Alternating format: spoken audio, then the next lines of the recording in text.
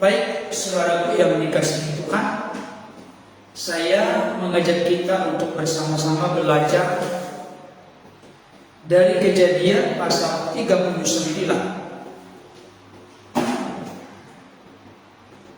ayat 1 sampai 6a. Kejadian 39 ayat 1 sampai 6a. Saya bacakan untuk kita. Mari Bapak Ibu Saudara simak dan perhatikan bersama. Kejadian 39 ayat 1 sampai ayat 6a. Bapak Ibu Saudara ikuti dalam hati, saya akan membacakannya untuk kita. Yusuf di rumah Potifar. Adapun Yusuf telah dibawa ke Mesir, dan Potifar seorang Mesir, pegawai istana Firaun, kepala pengawal raja, memilih dia dari tangan orang Ismail yang telah membawa dia ke situ. Tetapi Tuhan menyertai Yusuf sehingga ia menjadi seorang yang selalu berhasil dalam pekerjaannya. Maka tinggallah ia di rumah tuannya orang Mesir itu. Setelah dilihat oleh tuannya bahwa Yusuf disertai Tuhan dan bahwa Tuhan membuat berhasil segala sesuatu yang dikerjakannya, maka Yusuf mendapat kasih tuannya dan ia boleh melayani dia. Kepada Yusuf diberikannya kuasa atas rumahnya dan segala miliknya diserahkannya pada kekuasaan Yusuf. Sejak ia memberikan kuasa dalam rumahnya dan atas segala miliknya kepada Yusuf, Tuhan memberkati rumah orang Mesir itu karena Yusuf, sehingga berkat Tuhan ada atas segala miliknya, baik yang di rumah maupun yang di ladang. Segala miliknya diserahkannya pada kekuasaan Yusuf, dan dengan bantuan Yusuf ia tidak usah lagi mengatur apa-apa pun selain dari makanannya sendiri. Sejauh itu pembacaan firman Tuhan. Yang berbahagia tentu setiap kita yang mendengar firman Tuhan dan yang terus setia memelihara dalam hidup kita hari lepas hari. Saudara-saudaraku yang dikasihi Tuhan, topik kita kali ini pelajaran berharga di balik Yusuf di rumah Potifar. Saya ulangi kembali, pelajaran berharga di balik Yusuf di rumah Potifar. Pertama-tama ingin saya sampaikan dan tegaskan kepada kita, Alkitab ini ditulis untuk menjadi pembelajaran bagi kita. Baik perjanjian lama maupun perjanjian baru ditulis oleh kurang lebih 40 penulis Alkitab dengan maksud dan tujuan untuk menjadi pembelajaran berharga bagi kita. Tokoh-tokoh yang ada dalam Alkitab, kalau itu merupakan sebuah teladan supaya kita ikuti teladan kehidupan mereka, supaya kita ikuti kesaksian, pola dan gaya hidup mereka. Tapi kalau misalnya kita bertemu dengan tokoh-tokoh yang mana secara objektif, secara terbuka dipaparkan tentang dosa mereka, kekurangan mereka, kejahatan mereka, maka hal itu bukan untuk kita contoh atau teladani, tapi untuk kita hindari supaya kita sebenarnya jangan jatuh ke dalam lubang yang sama. Itu maksud. Jadi yang positif kita contoh, kita tiru, kita teladani. Yang negatif kita jauhkan dan hindarkan. Karena kita harus tahu dan sadar dalam hidup ini. Galatia 6 ayat 7 berkata dengan jelas, jangan sesat. Allah tidak bisa dipermainkan. Apa yang ditaruh orang, itu juga yang akan dituainya. Kalau kita menabur kebaikan, maka kita akan menuai dalam sejahtera. Tapi kalau kita menabur dalam daging hawa nafsu, keinginan-keinginan yang berseberangan bertolak dengan kehendak Tuhan, maka kita akan menuai bencana atau puting beliung. Itu sebabnya kita harus sangat berhati-hati dalam hidup ini untuk kita mencontoh yang baik dan menjauhi yang jahat. Saya mau tanya untuk anak-anak kita di sini yang sekolah. Dulu pernah mengingat satu kata ketika SD dan SMP yang disebut dengan kata bertakwa. Pernah?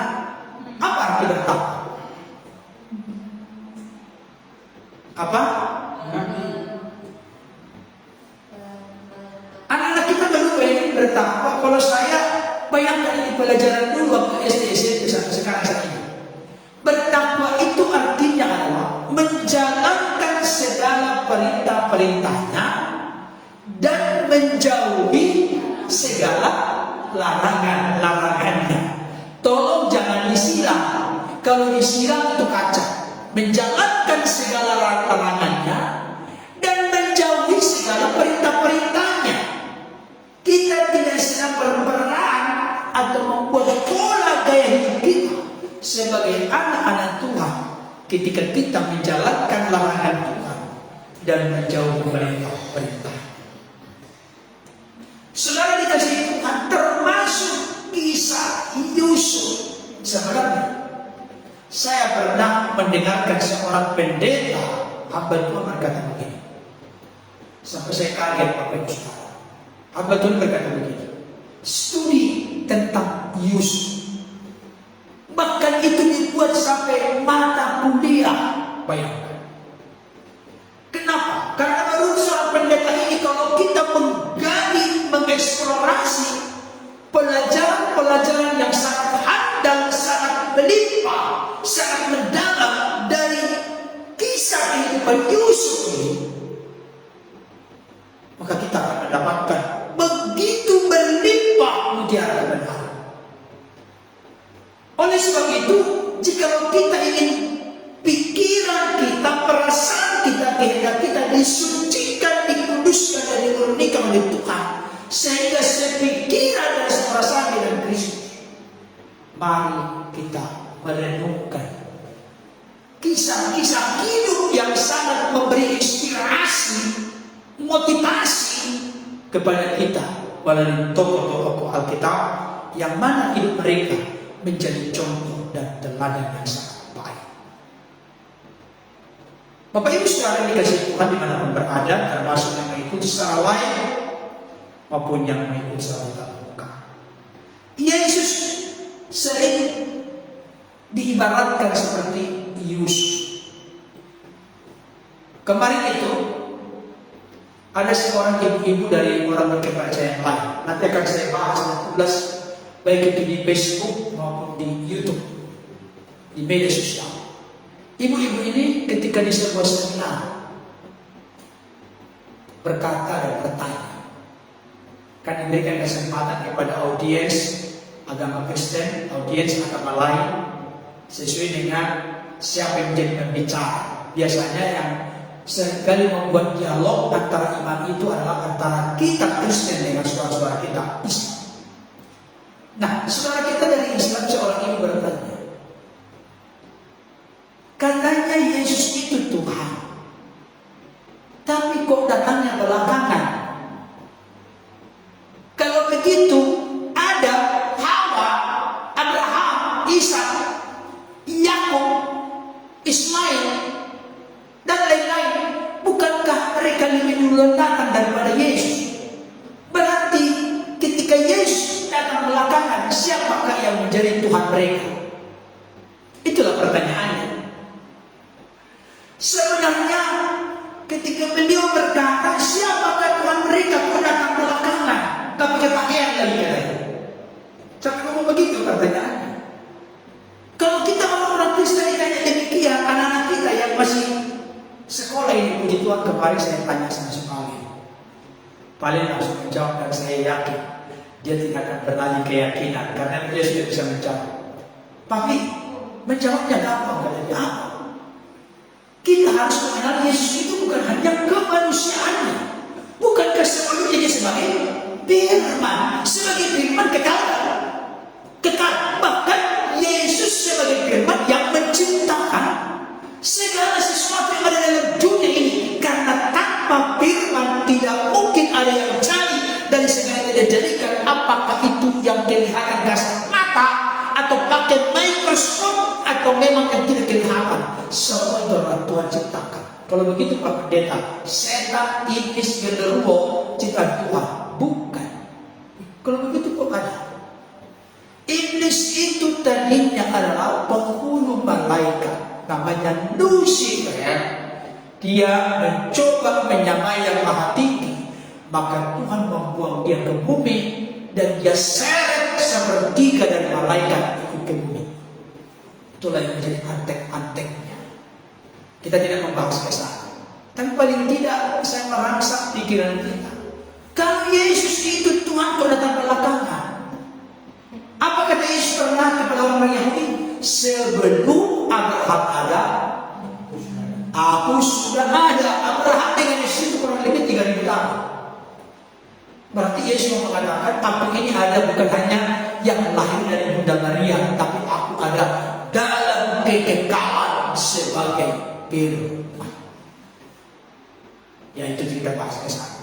Tapi yang jelas, para teolog sepakat sering mengatakan bahwa pola gaya sifat hidup dari seorang Yesus ini selalu diidentikan dengan Yesus. Tetapi tolong jangan salah berpikir. Mana yang benar? Yesus meneladani Yusuf atau Yusuf memerankan kehidupan seperti Yesus? Mana yang benar? Kenapa? Kan Yesus apa? Karena dia punya keberadaan prestasi sebagai firman. Nah, sekarang kita coba melihat, termasuk dari Yusuf ini kita bisa menggali, mengeksplorasi pengajaran-pengajaran yang sangat terkait dan tersangkut dengan kehidupan kita. Apa itu? Coba kita lihat. Saya mau mengajarkannya background atau sejarah. Kenapa sejarah ini penting sekalipun tidak mendalam secara praktis? Begini, kalau nanti Bapak Ibu Saudara membaca di Kejadian 37 ayat 3, kita baca dulu sebentar background. Kejadian 37 ayat 3. Sudah?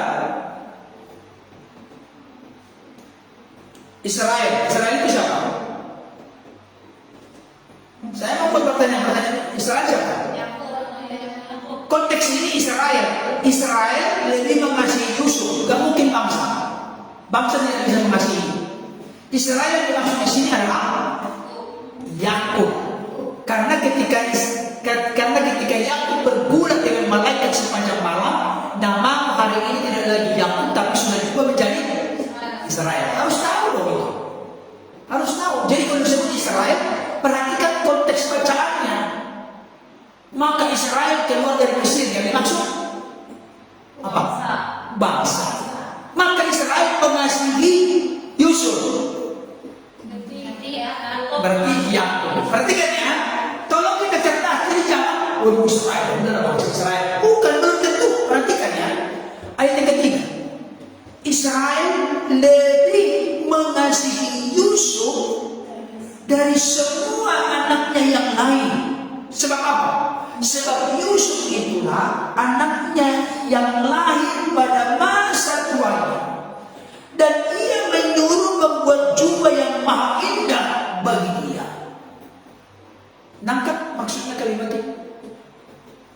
Memang ini tidak boleh diterapkan dalam konteks sekarang. Dalam pengertian, tidak boleh di dalam keluarga ada anak emas, ada anak perak, ada anak perunggu. Kalau medali boleh, medali emas, perak, perunggu. Tapi kalau yang namanya itu akan sangat menyakiti. Pernah tidak begitu ngomong anak hati? Mami mas, mau papi hanya mengasihi dia. Pernah ada orang ngomong saya begitu? Pak Pendeta, ada apa dulu saya itu? Kalau saya meninggal, anak papa kan Pak Pendeta kan yang pertama perempuan, yang kedua perempuan, yang ketiga laki-laki. Yang nak saya yakin Pak Pendeta, sekalipun gak pernah marah sama anak papa yang paling bungsu.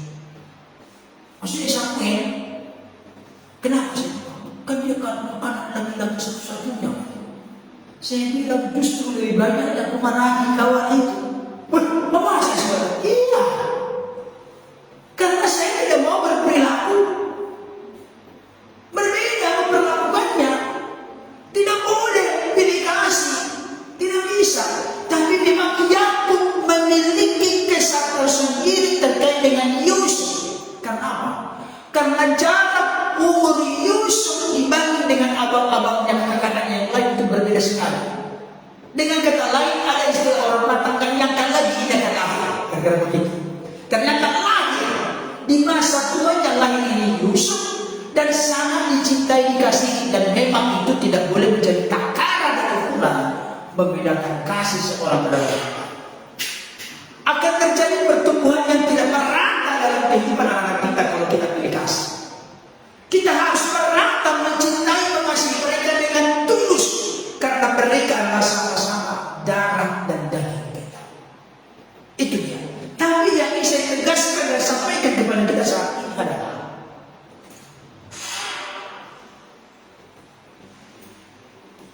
ketika Yusuf ada bersama ayahnya, berarti Yusuf adalah anak kesayangan. Yusuf adalah anak emas, anak yang sangat dicintai dan dikasihi. Biasanya kalau anak emas, anak yang sayang dicintai itu biasanya itu gimana? Ada manjanya nggak? Manja. Karena anak dicintai dan dikasihi. Tapi ternyata Yusuf berbeda. Ketika abang-abangnya pergi untuk menggembalakan ternak kambing domba, Yusuf pun ikut. Tapi abang-abangnya iri kepadanya. Karena apa? Karena dibuatkan kepadanya jubah yang maha indah, yang berbeda kualitas jubahnya dengan jubah dari abang-abang atau kakak-kakaknya. Hal itu menimbulkan kecemburuan, iri hati, dan nanti menjadi benci. Termasuk juga nanti Yusuf bermimpi, dan arti mimpi ini menandakan bahwa seluruh keluarganya akan datang untuk minta dukungan, bantuan, dan pertolongan kepadanya. Dan itu nanti digenapi ketika Yusuf menjadi orang nomor 2 di Mesir setelah Fir'aun, di mana dia menjadi perdana menteri yang menjalankan roda pemerintahan. Tapi saya mau sampaikan, dengarkan baik, tolong jangan lupa. Ketika Yusuf ada di rumah orang tuanya, dia anak emas, anak yang dicintai, anak yang dikasihi, anak yang disayangi. Tapi ternyata karena kebencian, iri hati, ketidaksukaan dari abang-abangnya kepada Yusuf, pendek cerita, abang-abangnya yang 10, benar 10? Yang 9, yang 10 benar. Abangnya yang 10 itu berupaya untuk melakukan hal yang tidak pantas kepada Yusuf.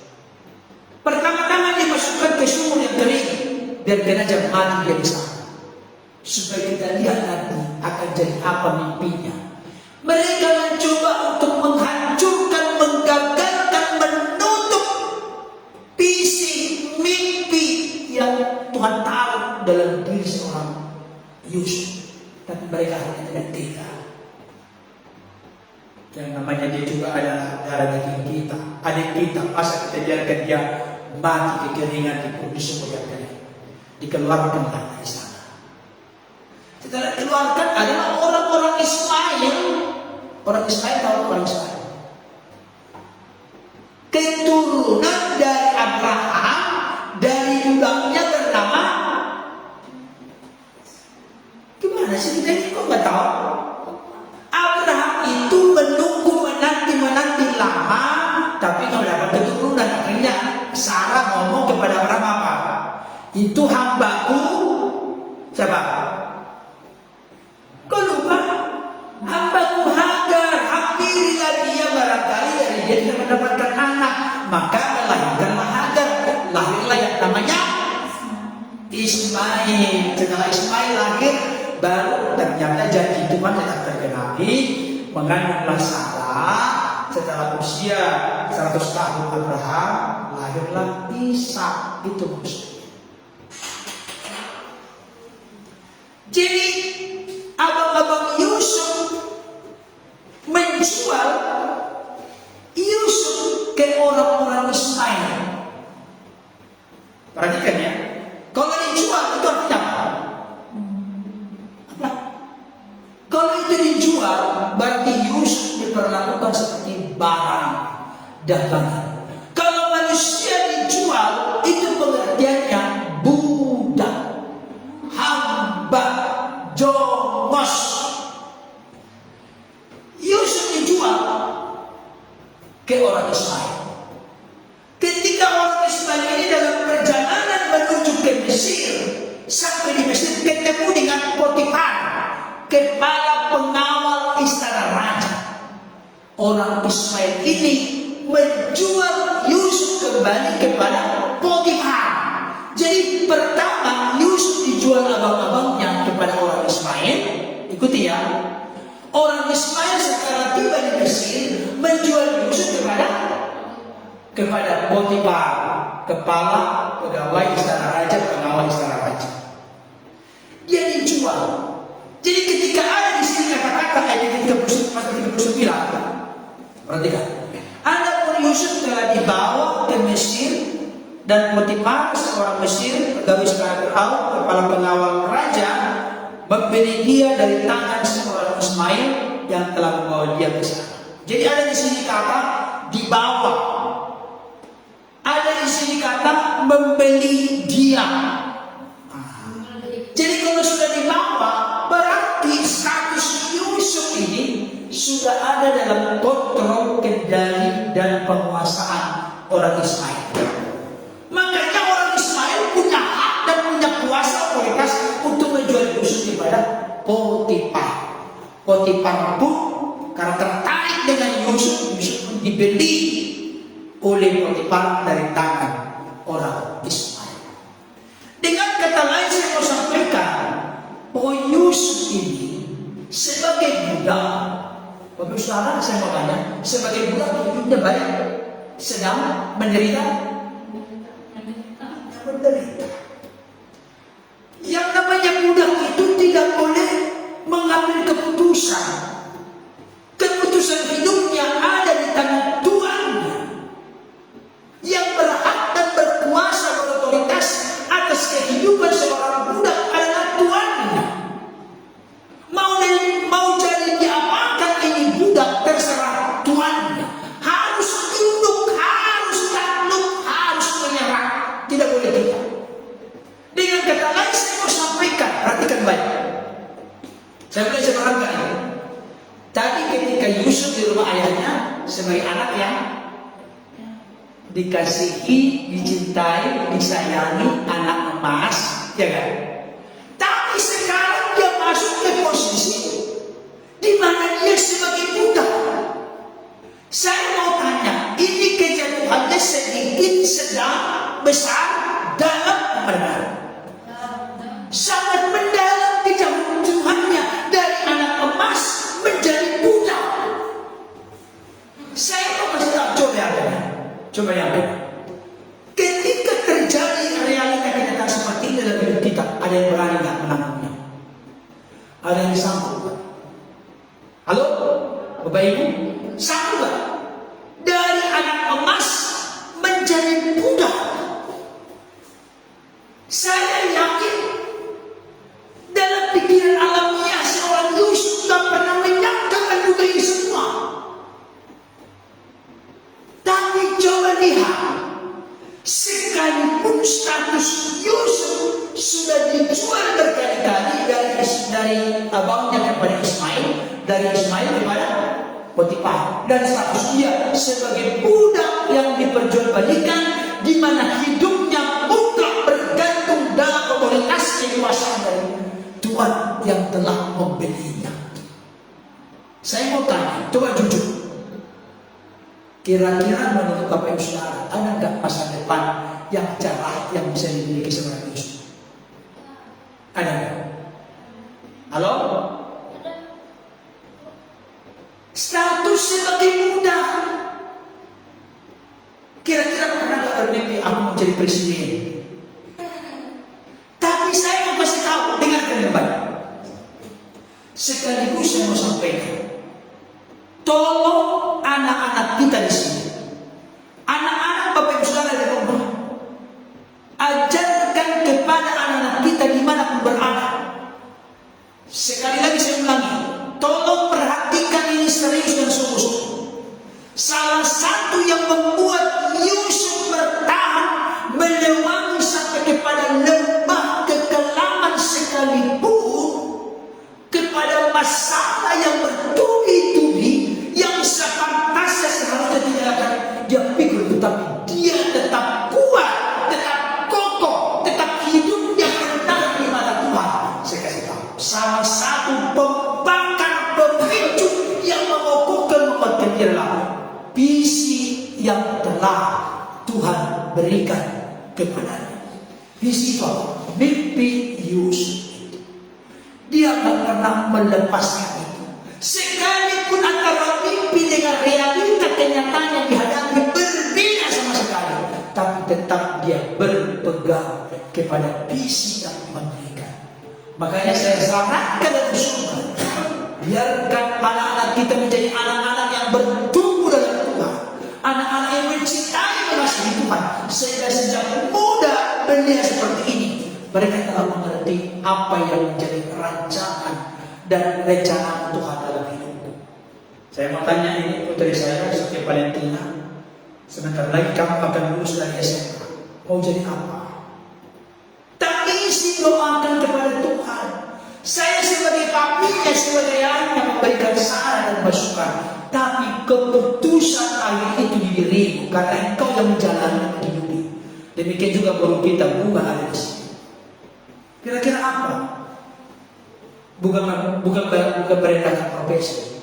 Janganlah guru kita Bunga, "Opo, aku mau jadi tukang ojek." Apa itu hasil doa? Kan tidak gitu. Gumulkan dari sekarang. Makanya saya katakan, kecuali kalau menyimpang seperti Yunus lari dari panggilan Tuhan, ini Samuel ini sebenarnya saya sudah kasih tahu sama dia. Engkau sebelum dikandung, sebelum lahir sudah ada namamu Samuel Sanjaya untuk dipersembahkan seperti Samuel dalam Alkitab. Kau dipakai menjadi hamba Tuhan yang luar biasa. Tapi kalau engkau mau melawan seperti Yunus, itu urusan saya dengan papi dan mami.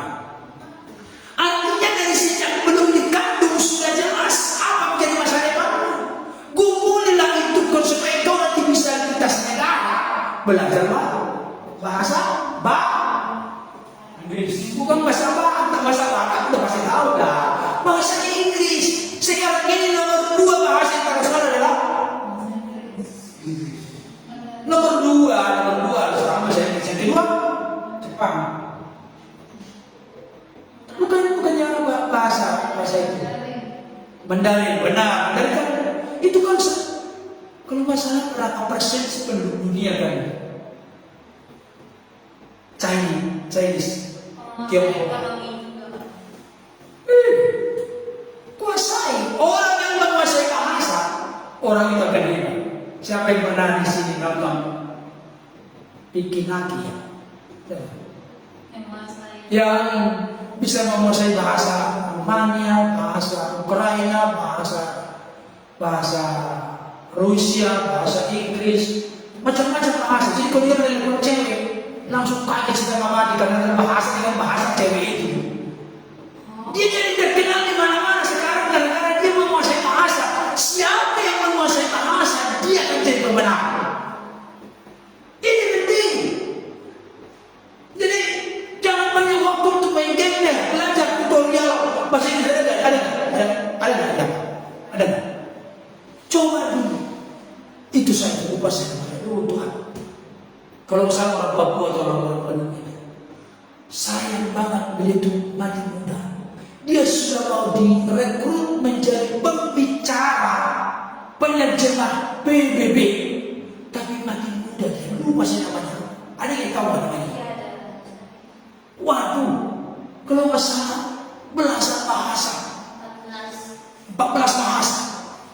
Dia itu nggak pernah khusus masuk kuliah, tapi dia belajar sendiri otodidak dia. Tapi ketika pernah dites oleh orang yang profesor, dibilang sempurna, luar biasa sekali. Jadi harus punya visi sekarang ini. Jangan sampai nggak punya visi. Visi itu akan mengalirkan darah dan semangat segar bagi anak-anak kita untuk meraih impian. Karena kalau nggak ada impian, coba. Kalau nggak ada impian, mau kemana? Ya udahlah, asal hidup. Yang penting bernapas, yang penting hidup, yang penting belajar, yang penting lulus, yang penting naik kelas. Tapi kalau orang punya visi, sekalipun ada tantangan, ada kesulitan, ada masalah yang kita hadapi, untuk mencapai visi itu, kita tidak akan belok ke kiri dan ke kanan. Dan ada sesuatu yang kita tuju. Itu membuat Yusuf itu menjadi kuat. Perhatikan.